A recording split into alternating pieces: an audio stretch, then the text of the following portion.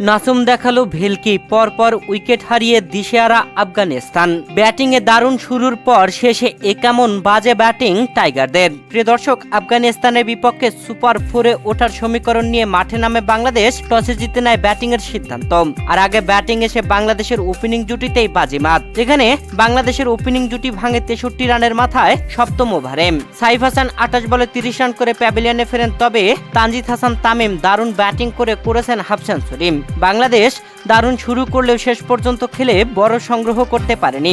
আফগানিস্তানকে 155 রানের টার্গেট দেয় বাংলাদেশ। দলের হয়ে সর্বোচ্চ রান তানজিদ তামিম করেছিলেন 52 রান। এছাড়া তাওহিদ হৃদয় করেছিলেন 26 রান। আর বাকি ব্যাটাররা 10-12 রানের ঘরে আটকে ছিলেন।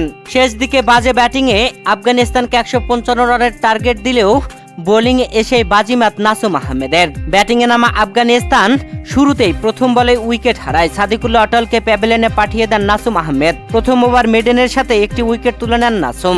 এরপরে তাসকিন বোলিং আসেন, তারপরে দলীয় তৃতীয় ওভারে বোলিং করতে আসেন নাসুম আহমেদ। আর এই ওভারেও দারুণ বোলিং করেন নাসুম, তবে উইকেট পাননি। দলীয় পঞ্চম ওভারে নাসুম আহমেদ আবারও বোলিং এসে আরও একটি উইকেট তুলে নিলেন প্রথম বলেই।